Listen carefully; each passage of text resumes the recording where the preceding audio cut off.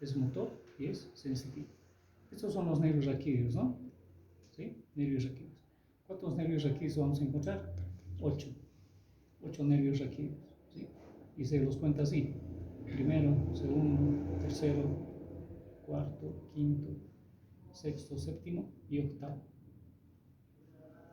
¿Cuántas vértebras son? Raquídeos, cervicales.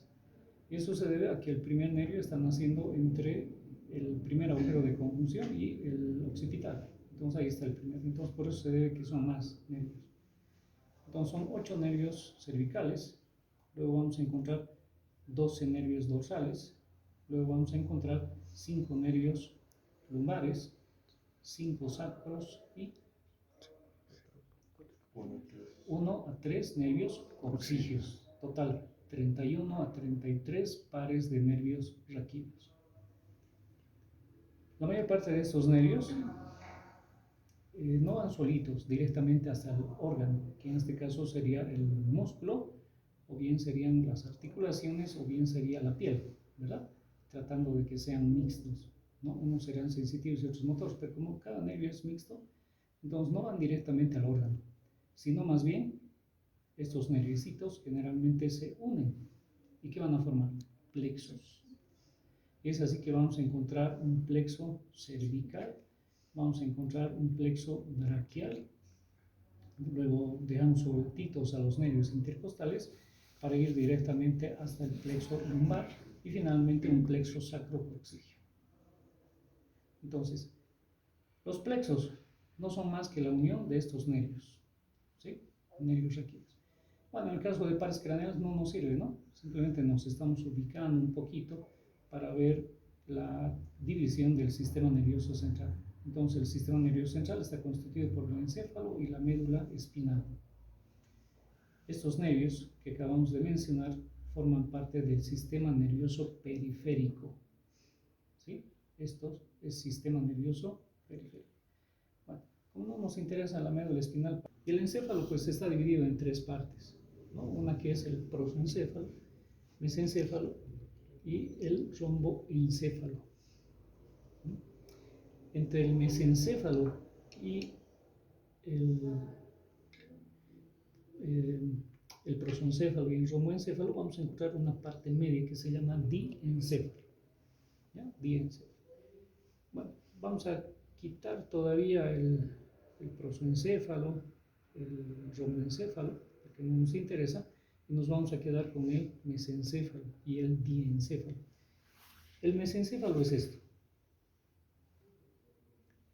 ¿no? En realidad todo esto, ¿no? Nosotros le hemos ido dando ese denominativo, simplemente estito, ¿no? Pero en realidad es toda la parte media. Es la parte que está uniendo el diencéfalo con el resto.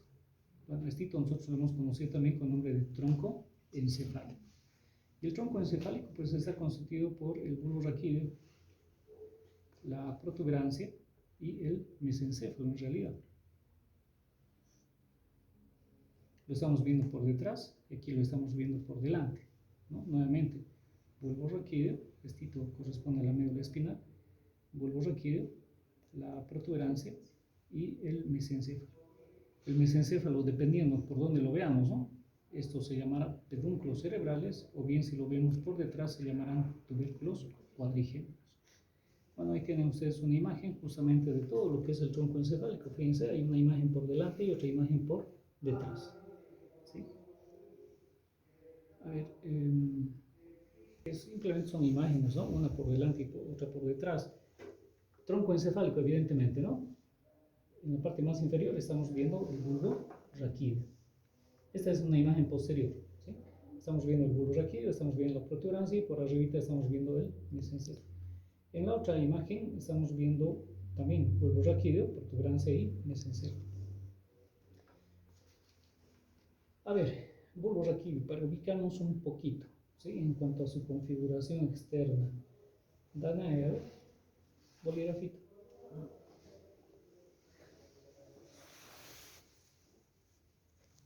Cada órgano por delante está limitado, pero por detrás no hay límite, pero por delante sí, ¿no? Y se ven esos surcos, ¿sí? Ese es el surco. Y como está entre el bulbo y la protuberancia, ¿cómo se va a llamar? Bulbo. bulbo protuberancial. O bien se va a llamar protuberancial inferior. ¿Ya? Ahora, por encima de la protuberancia, ¿hay otro surco o no? Por encima de la protuberancia. Todo lo que está por encima de la protuberancia, René. Delimita, pero pues tú. De acá a acá, el surco. Protuberancia. Perdón. Es Otro surco. otro surco. ¿Cómo se va a llamar? O bien protuberancial superior. ¿Sí? Punto peduncular o protuberancial superior. Bueno, si nosotros tratamos de medir los tres, el bulbo mide casi igual que la protuberancia. Vale decir, si nosotros medimos la longitud del bulbo, tiene aproximadamente unos 3 centímetros. ¿Sí? Casi 3 centímetros. Es cortito. Si nosotros medimos la protuberancia, bueno, aquí está más largo, ¿no? Si nosotros medimos la protuberancia, igual, casi tiene la misma longitud, casi 3 centímetros. En cambio, si nosotros medimos los pedúnculos, ¿será que tienen la misma longitud? Es menos, ¿no? Y es la mitad. Vale decir, va a medir 1.5 centímetros. A ver, vámonos primero al bulbo raquídeo. ¿Qué es lo que te llama la atención? ¿Qué tiene ese bulbo raquídeo? Es un surco. ¿Y qué dirección tiene? Anterior. No, ¿qué dirección tiene? Superior, inferior. Media. Ya va de arriba hacia abajo, pero entonces, ¿cómo se va a llamar este surco? Surco medio. Surco longitudinal, ¿no? Surco longitudinal o surco medio, ¿sí? Porque está en la línea media. Y al ladito de ese surco encuentras otro surco. Sí. Dos. Uno está en el lado derecho y otro, a ver, ¿sigue? Sí. Ese es uno y ese es el otro. Bueno, ¿cómo se van a llamar? Si están al ladito del surco principal, del surco medio anterior. ¿Cómo se llamarán? Surco colateral anterior. Uno será derecho y el otro será izquierdo. El preolivar, lo que. ¿Perdón? Preolivar. ¿Cuál es? En la parte superior nomás. ¿No? Después en el resto, surco colateral anterior. ¿No se llaman paramediales? También, ¿no? Porque están al lado de la línea media. Son sinónimos simplemente, ¿no? Bien. A ver, bueno, y ahí termina nuestra cara anterior, en realidad, del bulbo raquídeo, ¿no? Porque el bulbo raquídeo, de acuerdo a esa formita que le estamos dando, le estamos identificando justamente su cara anterior, sus caras laterales y una cara posterior, que es esta, la que se ve en esta pieza, ¿no? O bien en la imagen, es esta. Todo eso es la cara posterior. Esto lo que estamos viendo es simplemente cara posterior. Esto es cara anterior, que no está muy bien realizado. Si nosotros le damos una forma a ese bulbo raquídeo, ¿qué forma le podemos dar? Es una pirámide, ¿no? ¿Sí? Una pirámide. Por eso también se llama la pirámide del bulbo. ¿Sí? Porque tiene justamente la base superior y el vértice inferior. Y evidentemente, ¿no? En la imagen ustedes pueden ver cómo ese bulbo raquídeo es más ancho hacia arriba y es más angostito hacia abajo. Hacia abajo es más angosto, evidentemente, porque es simplemente una continuación de la médula espinal. ¿Sí? Continuación de la médula espinal. Si nosotros medimos el diámetro transversal, es más o menos 1.5, ¿sí? Entre la médula y el bulbo. A medida que va ascendiendo, va sufriendo un aumento hasta llegar a los 27 milímetros. Y a nivel de la protuberancia es 30 milímetros, 33 milímetros, ¿no? En la parte media. Entonces se va ensanchando y realmente pues tiene la forma de una pirámide. Algo aplanada, de delante hacia atrás. A pesar de eso, pues el bulbo raquídeo tiene dos caras, una anterior, otra posterior. Tiene caras laterales. Y la cara anterior tiene todos esos elementos justamente que hemos podido identificar. Tiene el surco medio anterior, tiene los surcos colaterales anteriores o paramediales, o en la parte más superior se llama oliva. Y en las caras laterales, yendo de arriba hacia abajo, vamos a encontrar primero una pequeña eminencia, ¿sí? Una pequeña eminencia, que representa en realidad la oliva del bulbo raquídeo, ¿sí? Y solamente está en la parte superior porque es cortita, mide 1.5 centímetros, mientras que el bulbo raquídeo habíamos indicado que mide ¿cuánto? 3 centímetros, entonces solamente mide la parte, o solamente ocupa la parte superior, ¿no? Y la cara lateral está conformada justamente por eso, por la oliva del bulbo raquídeo. Esta oliva del bulbo raquídeo está limitada hacia adelante entonces por el surco colateral anterior, que en relación con la oliva se lo llama también surco preolivar. Y de este surco preolivar o colateral anterior, de donde nace ese nerviosito, ya estamos viendo justamente, ¿no?, las raíces, ¿sí? Hay unas raícitas. Eso. ¿Qué nervios? El hipogloso, ¿sí? El hipogloso. Entonces, las raíces, unas 10 o 12 raíces, salen justamente por el surco colateral anterior, llamado también preolivar, porque es dechacito, ya encontramos la oliva del bulbo raquídeo. Bueno, la cara lateral entonces tiene la oliva. Por detrás de la oliva vamos a encontrar otro surco, que es el surco retroolivar. Y por detrás de ese surco retroolivar vamos a encontrar el surco colateral posterior. ¿Sí? Surco colateral posterior.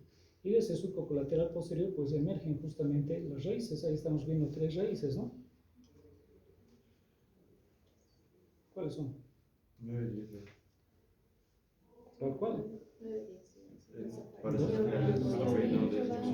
Es diferente, ¿no? Si ustedes me dicen 9, 10, 11, esos pares no hay. Son noveno, décimo y undécimo.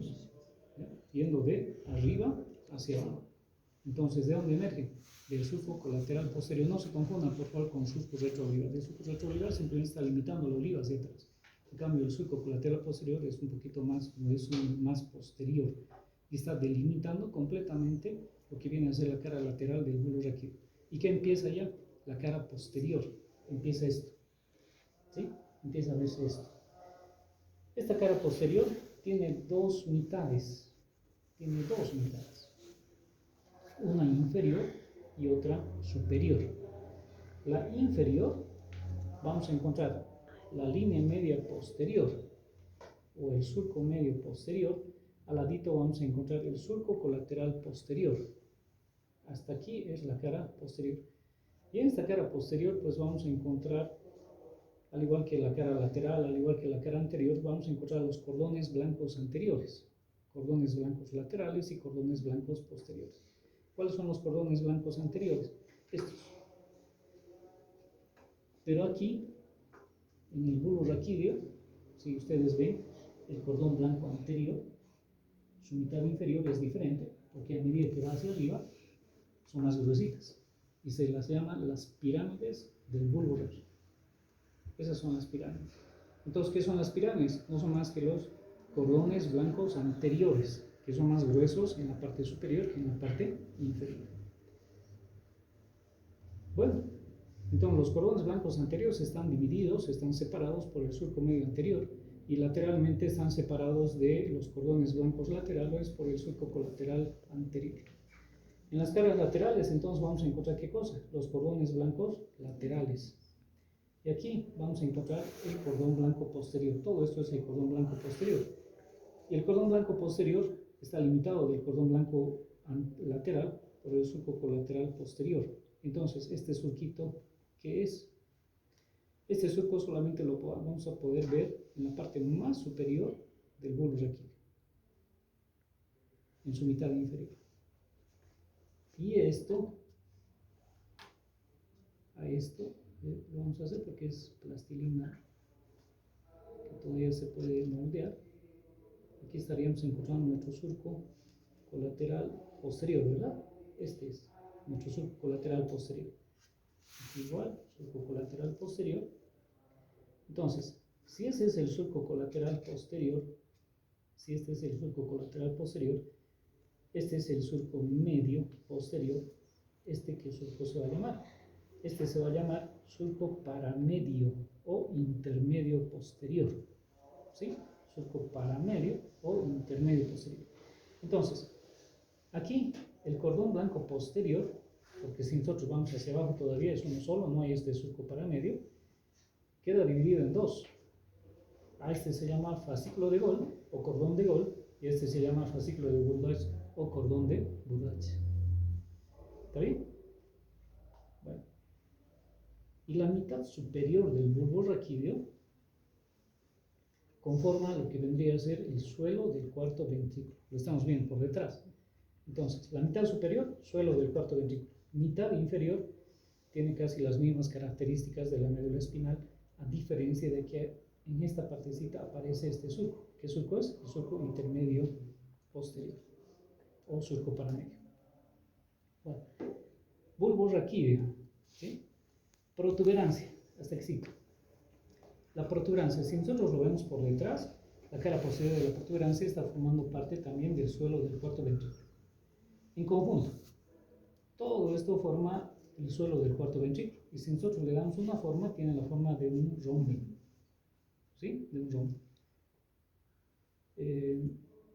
Cara posterior de la protuberancia. Ahí podemos observar la cara anterior de la protuberancia, que es convexa, parece una rodilla, de el nombre de rodetes. Y las caras laterales están constituidas por estos elementos que no son más que los pedúnculos. ¿Sí? Pedúnculos. Pedúnculos cerebelosos superiores, pedúnculos cerebelosos medios y pedúnculos cerebelosos inferiores. ¿Está bien? Caras laterales, entonces pedúnculos. Cara anterior, rodetes. Cara posterior de la protuberancia, suelo del cuarto ventrículo. Bueno, y mesencéfalo. Estamos viendo la cara posterior, por lo tanto aquí encontramos los tubérculos cuadrigéneos, dos superiores y dos inferiores. Y la cara anterior, pedúnculos cerebrales se llama, ¿no? Está constituido por los pedúnculos cerebrales, son dos cordones. Y aquí arriba vamos a encontrar los tálamos ópticos. Entonces, pedúnculos cerebrales, tálamo óptico. ¿Qué está haciendo los pedúnculos entonces? Está uniendo el tronco encefálico con los tálamos ópticos. Y entre los pedúnculos, fíjense ustedes, aquí hay un espacio. ¿Cómo se llama el espacio? Espacio interpeduncular. Cada pedúnculo cerebral tiene caras. Esta, la que estamos viendo nosotros, es la cara anterior. Esta es la cara interna. Esta es la cara externa. Este es el extremo inferior y este es el extremo superior. El extremo inferior, entonces, ¿con quién lo está conectando? Con la protuberancia. El extremo superior, ¿con quién? Con el tálamo óptico. Y de todo este tronquito salen los pares craneales. Ahí estamos observando justamente, ¿no? Estos nerviositos que salen. Bueno, como esto es sencillo de hacer, esto es masilla, generalmente yo les hago hacer a mis alumnos esto de forma individual. Esto es lo más importante del sistema nervioso. De modo que para el mañana vamos a irnos al anfiteatro, vamos a hacer bioseguridad, manejo de instrumental, etc. Para el día viernes, este tronquito encefálico me lo traen cada uno de ustedes y me va a explicar. ¿Está bien? ¿Preguntas? Configuración externa, ¿no? ¿Tenemos que poner esos detalles externos o lo podemos hacer de un solo color? ¿O con varios colores o de un solo color? Todo lo que es sistema nervioso, todo lo que es configuración externa, lo pueden hacer de un solo color, así como está aquí.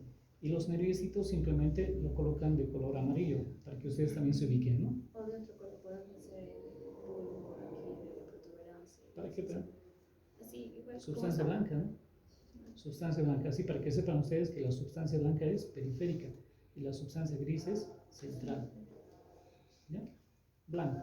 Y esto amarillo. Aquí, para que ustedes se den cuenta un poquito de los tubérculos cuadrigéneos, lo pueden hacer de otro color, no hay ningún problema. Aquí los elementos del suelo del cuarto ventrículo también lo pueden hacer de otro color. Pero para que hagan esto, primero que tienen que hacer, leer. ¿Ya? Porque así facilito lo hemos descrito. No hemos descrito todo, lógicamente, porque el suelo del cuarto ventrículo no hemos descrito. Simplemente hemos mostrado, este es el suelo del cuarto ventrículo. Y está formado por la cara posterior de la mitad superior del bulbo, la mitad superior como cara posterior de la protuberancia en su integridad. Aquí no hay límite, ¿no? Y hemos visto la forma del suelo del cuarto ventrículo, qué forma tiene, al igual que toda la cavidad de un rombo. Por eso también se lo llama rombo ventricular. ¿Está bien? Bueno, mañana nos vemos en el anfiteatro y el viernes